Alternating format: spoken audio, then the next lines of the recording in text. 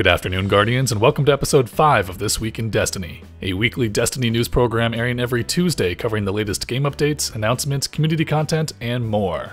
We've got a lot to cover today, so we're going to dive right in, but first, a word from our sponsor. This episode is brought to you in part by DestinyGhostHunter.net, an awesome site that allows you to enter your Xbox Live gamertag or PSN ID, and it will automatically compile an organized list of which ghosts you have and haven't collected. When you select a ghost from the list, a short set of instructions will pop up along with a YouTube video showing its location. Super helpful for anyone who isn't sure which ghosts they've already gotten and which they still need to find. Another week means another raid reset and a new heroic and Nightfall. Now, if you'll remember last week, the weekly strike was correctly predicted by Reddit user MegamanEXE4 as well as all of the heroic and Nightfall modifiers. This week again, there's been a new prediction by Megaman as well as Redditor MymanGuy.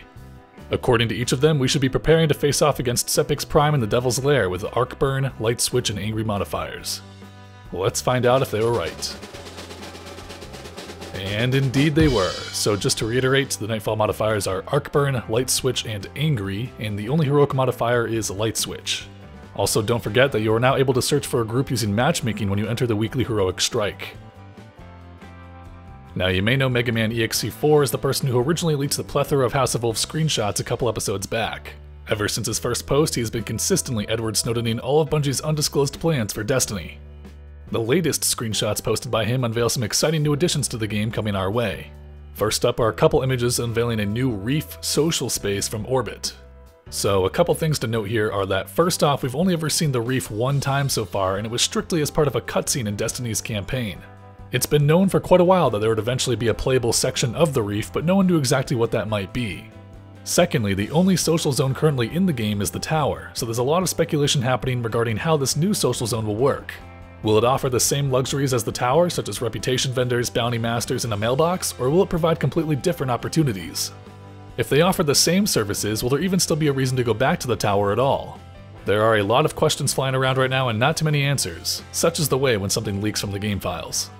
Let me know in the comments how you think a second social zone might work in Destiny and what you'd like to see in this new zone. In addition to the new Reef Zone, there are also a couple screenshots showing a new level 30 quest on the moon as well as a new level 28 strike. The strike description reads, "A fallen wolf ship holding an infamous walker has touched down in the Ocean of Storms. Breach the catch and see to this walker's end." Sounds pretty exciting to me, and hopefully we'll get to see a new take on the Devil Walker boss with some new different abilities. As for content currently in the game, I'm excited to say that Destiny Patch 1.1.1 has launched. That means that all of the updates we've been covering for the past few episodes should now be in the game, including a fix for the infamous heavy ammo bug.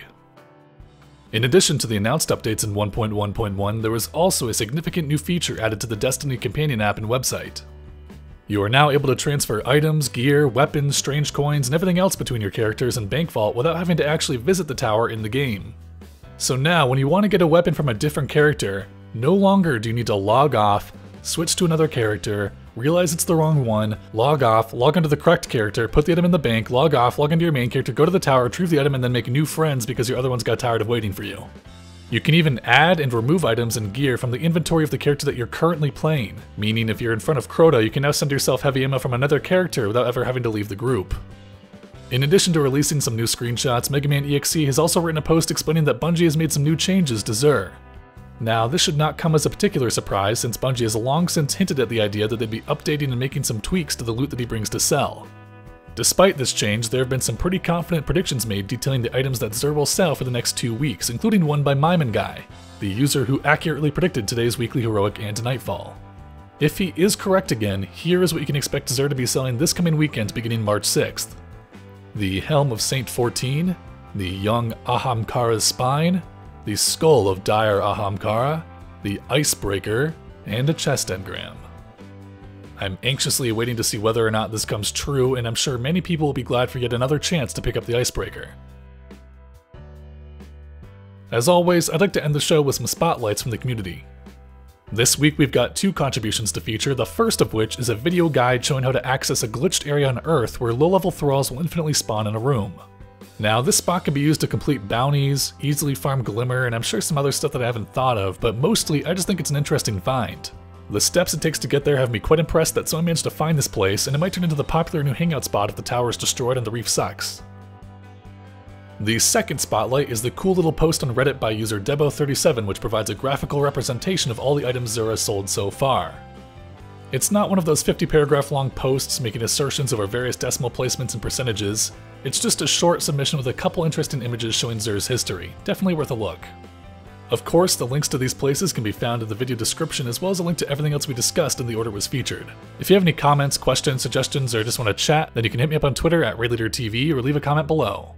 Thank you for watching, and I'll see you next Tuesday on Raid Leader TV.